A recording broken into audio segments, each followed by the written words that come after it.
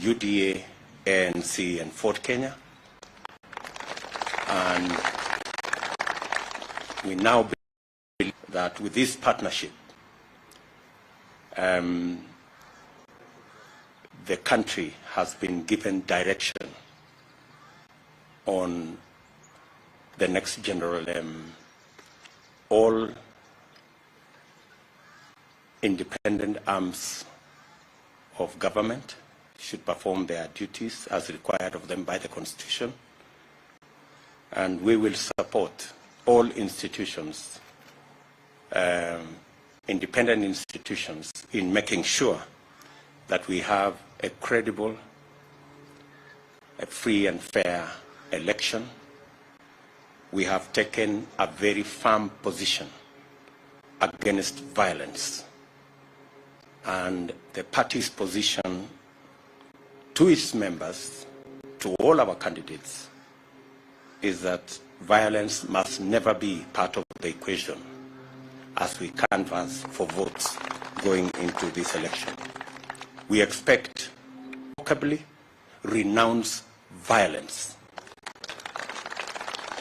He has had the excuse of trying to explain away instances of violence perpetrated under his watch.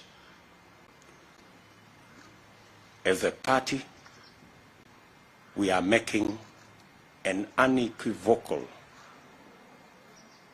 commitment to the people of Kenya that UDA, its members, its candidates, will not participate in violence of whatever nature.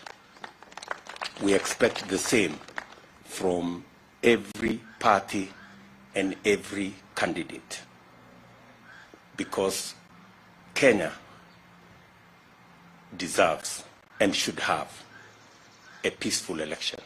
We expect the people of Kenya, out of free will, without blackmail, intimidation, or threats, to make their choices free of violence. That is our very firm position as a party. I'm going to ask members of the PG to read the statement on behalf of our parliamentary group, starting with Alice Wahome.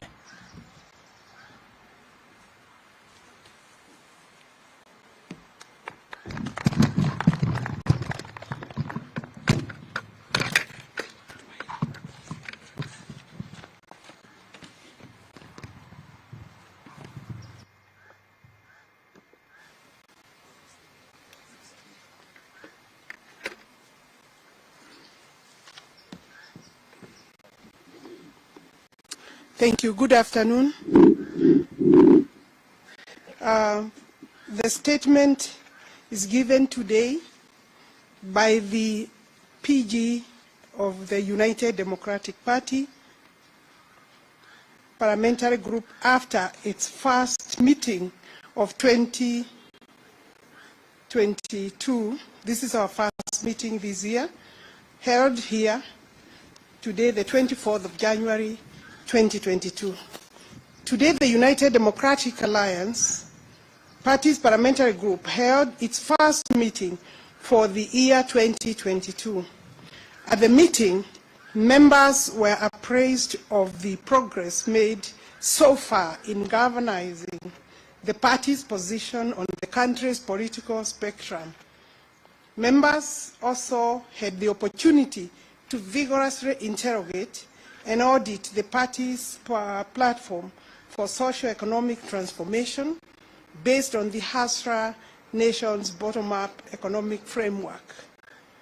Pertaining to physical developments, members expressed grave concern over attempts by the government to increase the national debt ceiling in order to extend cover for reckless expenditures and wanton siphoning of public resources that continue to disgust and nauseate Kenyans.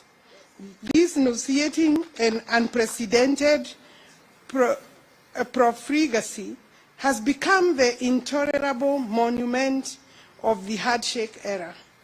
You know, we are in the handshake era since 2018. Accordingly, the PG resolved to resist any further attempts to burden the people of Kenya with the unaccountable debt. Party members have therefore resolved to oppose the proposals in the finance bill to tax people of this country any further. The UDA, as a matter of policy, is categorically opposed to the anti-poor fiscal measures and the sort of predatory taxation or the use of national revenues to sponsor unconscionable wanton waste. We look forward to participating vigorously in parliamentary business that will generate pro-poor measures and policies to address the urgent problems of the majority. As a first step, the UDA parliamentary group, has also resolved to amend the budget policy statement in order to increase the allocation to the counties to near 35%. We see this as a practical measure to increase resources at the pyramid, and I confirm that it is true. We met yesterday and we were guests at the ANC National Delegates Congress, and we did today confirm the movement forward, and we will engage and continue to engage the Ford Kenya and ANC, including their parliamentary groups that will be meeting with them soon. Thank you.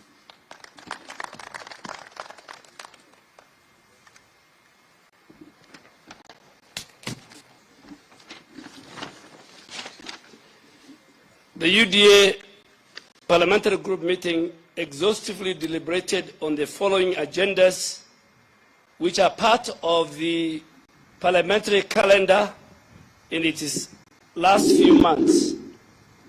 1, the Political Parties Bill, the anticipated Election Laws Amendment Bill, the Huduma Bill, the Finance Bill 2022, the Budget Policy Statement 2022, the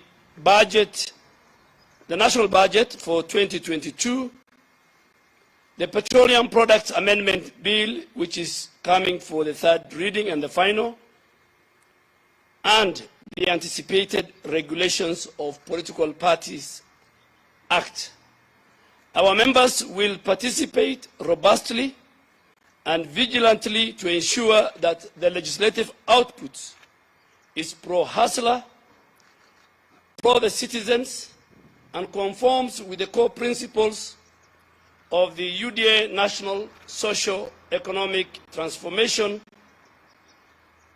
Platform. We are fully cognizant of the ongoing drought affecting various parts of our country, and we must give this matter serious attention because drought occasions tremendous human suffering and inflicts devastating losses to pastoralists, farmers, and all people whose livelihoods depend on the agriculture sector, the livestock and beekeeping value chain system. And we look at this in the light of the supplementary budget and the main budget that will come before this House. And more specifically, our parliamentary group, in looking at the supplementary and the main budget, will allocate resources to agricultural farmers who are now beginning the planting season in order to cushion them and give them subsidy, and ask government that the resources Parliament will allocate will act as subsidy to our farmers as they begin the planting season, and above all, allocate more resources in the supplementary and the budget for the pastoralists who are affected by the drought. Therefore, the UDA parliamentary group resolved to introduce amendments to the budget policy statement, to the supplementary budget,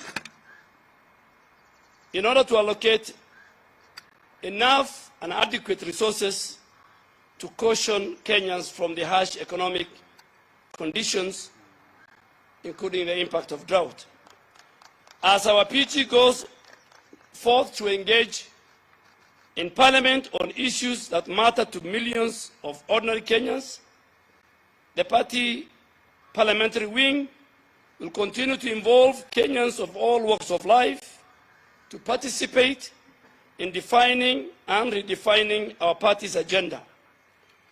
And this involves wananchi from all levels are invited, and from all wards to all our counties, to join us and contribute to consultations that will discuss the economy of our country, how to revamp the economy under our leadership, that will be conducted in all the 47 counties, that will be led by our economic team, working with our Secretary General at the party level.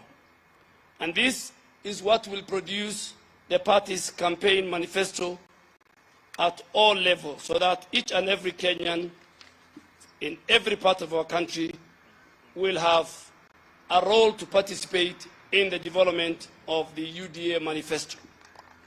The UDA is committed in conducting its political activity in a peaceful, inclusive, respectful manner that optimizes democratic engagement and produces a cohesive national conversation.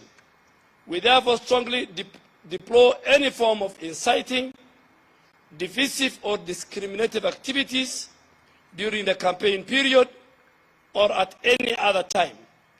Our communication and broadcast media must be tools of national building, not incitement and the propagation of hate within our society.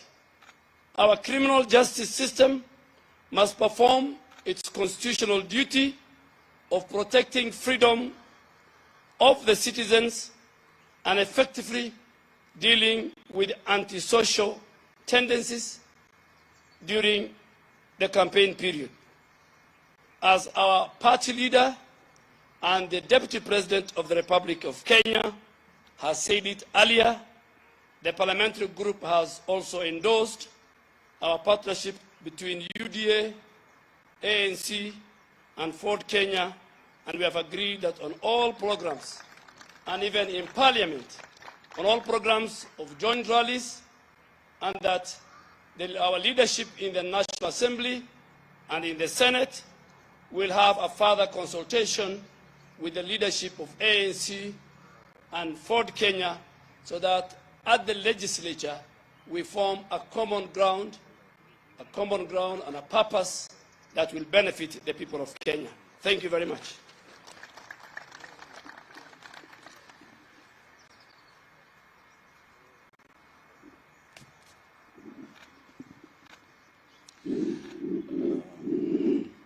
Wanahabari, leo tumekuwa na mkutano wa wabunge wa chama cha UDA, tukiwa na maseneta na magavana wetu hapa hivi leo, na tumejadili mambo muhimu ya kitaifa, ikiwepo kwamba sisi kama chama cha UDA tumekataa mambo ya uchochezi na mambo ya vurugu na mambo ya kuleta mshike katika taifa hili la Kenya wakati huu wa uongozi na kama wakati wa uchaguzi. Na kama chama tumesema kwamba wale wapinzani wetu ambao wako kule, hao pia watupatie msimamo wetu kuhusu mambo ya uchochezi na mambo ya fujo ambayo sisi tumeyakataa, na hao pia tunawaomba na kuwauliza kwamba watoe taarifa yao kuhusu maneno haya. Pili, kwamba mkutano huu tumekubaliana kuhusu ile miswada na mijadala na sheria ambazo zinakuja katika bunge, kwamba sisi kama UDA tutasimama kidete, na watu wetu na wabunge wetu watakuwa bunge kujadili na kuhakikisha kwamba sheria ambazo zinapitishwa, ikiwamo bajeti ambayo inakuja na ile pesa ambayo itafadhili bajeti, kwamba sisi tutasimama kwamba miswada yote ambayo itapitishwa pale isimame na Wakenya wale wa kawaida, kwamba zile pesa ambazo zitatengewa zitengewe watu ambao kwa sasa wanapata shida na uchumi huu wetu, wale wananchi wetu wa kawaida. Na pia tunasema kwamba katika mambo ya agriculture na ile budget statement ambayo itakuja, sisi kama wana UDA tutasimama na wakulima, na takriban shilingi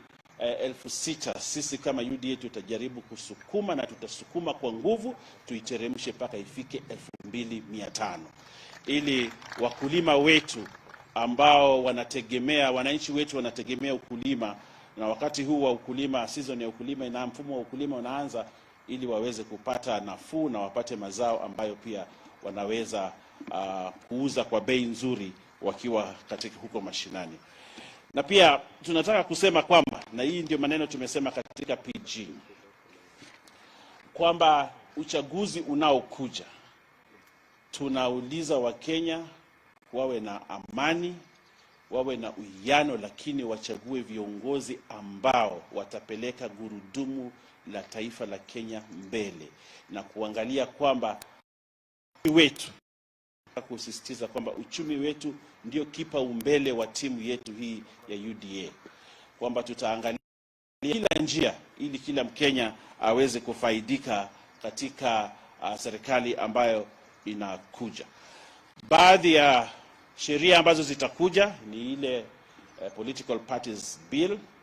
Kuna sheria za uchaguzi ambazo zinakuja, ambazo tunajua sheria hizi zinajaribu kuhujumu uchaguzi unaokuja hapo mbeleni, kwamba zile marekebisho ya sheria ambayo yanakuja yatakuwa katika bunge, sio kujaribu kusaidia uchaguzi, lakini kuhujumu uchaguzi. Na sisi kama chama cha UDA tumesema tutasimama kidete na Wakenya kuhakikisha kwamba tutakuwa na uchaguzi ulio wa huru na wa haki na ambao utakubalika na kila mtu. Kuna sheria zile inaitwa huduma bill, na sisi tumeona katika hii sheria inayokuja ya huduma bill iko na vipengele ambavyo havisaidii Wakenya, lakini vinasaidia wale Wakenya kidogo ambao wanatafuta mamlaka kwa njia ya utapeli hapa Kenya. Na kusema kwamba the petroleum products bill ambayo itakuja katika bunge, sisi tunasema kwamba uchumi wa Kenya unazidi kuzodorota kwa sababu ya haya maneno ya mambo ya petroleum, mambo ya petroli. Na tunasema kwamba tukipunguza bei ya petroli, uchumi wa Kenya pia utapanda. Na sisi kama wana UDA ambao tunaamini kwamba sisi tunasimamia wale wananchi wa pale chini, wananchi wadogo, tutahakikisha kwamba wananchi wanapata haki katika hii sheria ambayo inakuja. Na pia kusema kwamba sisi tutakuwa ngangari sana huko Senate kuhusu hii maneno ya Regulations of Political Parties Act. Kama vile mlituona pale National Assembly, pale bunge la kitaifa, pia pale Senate tumejipanga kupambana kuhakikisha kwamba sheria ambazo zinapitishwa ni sheria ambazo zitasaidia Wakenya, sio kusaidia Wakenya wachache ambao wanataka mamlaka kwa mlango wa nyuma. Asanteni sana, Mungu atubariki.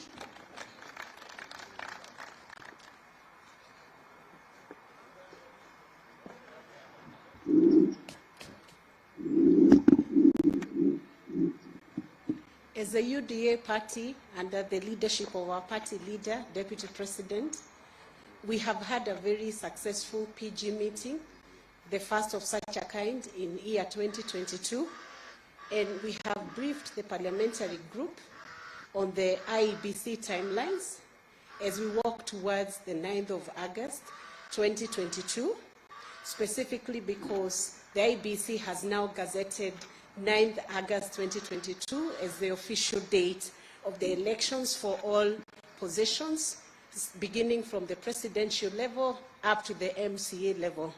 In preparation towards this date, this election date, the party has briefed the parliamentary group of all the logistical preparations that the party has done towards the nominations, and we continue to assure our aspirants that every preparation is being made at the party level, at the NEC level, to ensure that everybody will get a free and fair chance to contest under the UDA ticket. And at this very early opportunity, let me welcome the partnership of the ANC and Ford Kenya. UDA is a big party, the doors are open, and we welcome many more such partners who would wish to partner, those who find consensus and mutual agreement with the bottom-up economic policy that is going to improve the livelihoods of Kenyans at large. We have also taken this opportunity to discuss the progress of the appointment of the polling center coordinators that has been happening countrywide in the 47 counties. This program was supposed to expire, the days for doing this program was supposed to expire last week, but we have extended this period to allow up to Friday of this week for all those counties that have not concluded the exercise to be able to take time and agree by consent how we are going to appoint and how they will appoint the names of polling center coordinators. The exercise is intended to strengthen the party grassroots structures. It is not intended to cause contestations or fights in the counties and constituencies and wards. So we encourage all our aspirants to work together and agree on that list of names, and these coordinators will be very effective in managing the affairs and the activities of the party at grassroots level. However, we would wish to clarify that these coordinators are not going to be conducting the nomination process, so there is no need for people to fight. There is no need for aspirants to contest over these names, but everybody must get a chance in giving a name of a polling center coordinator, especially when they are registered as aspirants within the UDA party. So thank you very much, and we continue to welcome everybody to join the UDA party. And the young people who have not registered as voters, you have a window right now. IEBC is having an enhanced voter registration program running up to the end of the month. Please make a point of registering if you are not yet registered. And for all those who would like to join the UDA, please visit the e-citizen, resign from the parties that you have been, the parties you do not want to be in, and join the UDA party. Asante sana.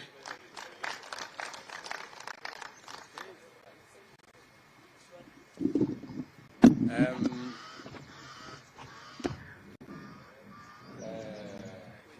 me request maybe one or two questions just to clarify on the subject matter that has been discussed in the PG. So, yes, Mr. Muredi or Amanetonani. Pushing the agenda that is Hasla. Much as you can see, we do not have the other members of our now enlarged team, ANC and Fort Kenya in our midst. So we will not be in a position to discuss details. We, however, want to tell you and tell the country that if you followed the statement of our friend Musalia Mudavadi, it was about the country, the status of the country, the status of the economy, matters impunity, matters that touch on democracy, you know, matters to do with debt. Those are the issues at the heart of our conversation with our partners in ANC and Fort Kenya.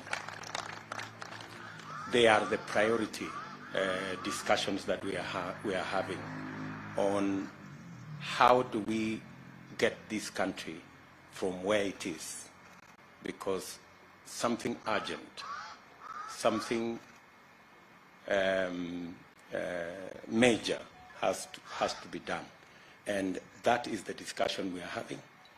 The rest of the details of our relationship will be in subsequent documents. You know, any relationship between parties will be filed with the registrar of political parties at an appropriate moment. So you might have just to wait a bit for you to get those details. And they will be public. They will not be, they will be very public documents. So you don't have to worry and try and fish around for those details. On the other matter that, on matters to do with Parliament, we are having our parliamentary group meeting today. Our friends will be having, I think, theirs tomorrow or the day after. And we will then subsequently agree on how we are going to conduct parliamentary business and what kind of format we are going to adopt in making sure that we prosecute that parliamentary business jointly and in a coordinated manner. As you heard us announce yesterday, we have already agreed on a series of rallies Wednesday through Saturday, and you will of us in the coming days. So relax. Any other questions? Yes, my good friend. That should be the last one. James Mbaka from this town. About two questions. One, you've taken a previous political forming a coalition. What makes ANC or for the Kenya rather getting a preferential treatment in your arrangement and in pushing towards the general election? This is about the political parties amendment bill that is in Parliament. Your new partners have had different to how coalition political parties should approach elections. Now with the coming in on board for the ANC, are you going to see it as a really rather positions that are Thank you so much. UDA continues to believe that the way to eliminate ethnicity from our politics is to work on a national political party. That's a very firm position. We have, however, worked with other political parties for purposes of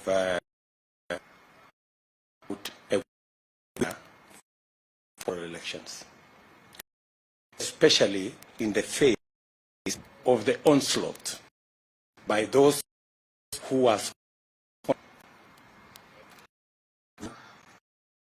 ethnic parties. We've seen a proliferation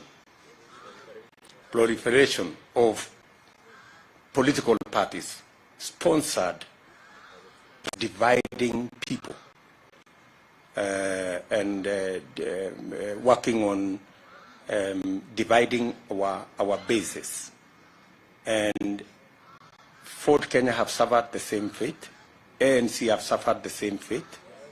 And that's the reason why we have decided to come together to stall this onslaught on divisive, sponsorship of parties not meant for any other purpose, but meant for the purposes of dividing people. And that is our mission, that these sponsored political outfits that are indeed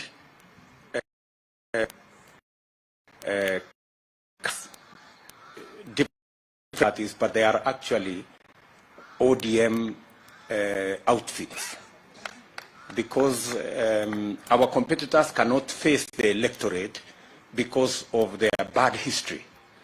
So in certain areas, they camouflage themselves as that party or something called Kuzimia, you know? I mean, who doesn't know that this whole charade around Kuzimia is just ODM trying to reincarnate itself and to pose as something different from what the people of Kenya know them to be. And that is our very firm position. And we have agreed with our partners, ANC and Ford Kenya, that our mission is, as opposed to what our competitors are doing to create divisions, our mission is to unite the country. And so we are pursuing that mission. I thought we have closed that chapter. Thank you very much, good people. There is always another time.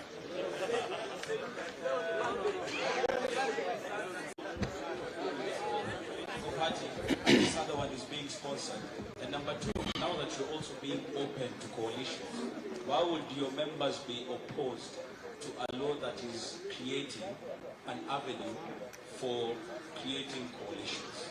How will you be able to discern now that you're saying ANC is facing the same problem, Ford Kenya is facing the same problem, and all these other political parties are not genuine? My friend, unless you don't live in Kenya,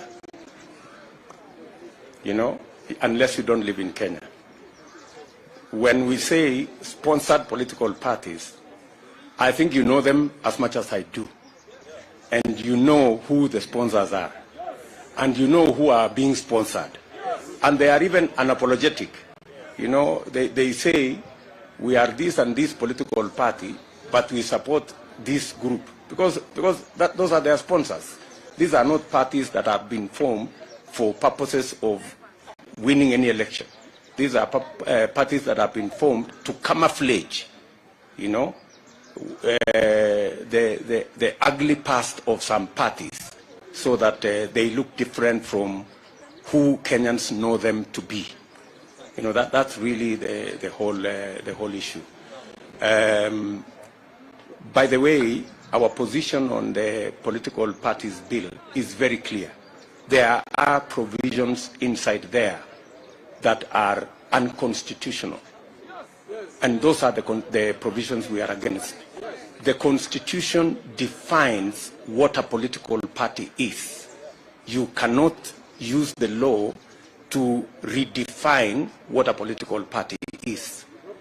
The clarity with which the Constitution has on matters to do with the powers of independent institutions.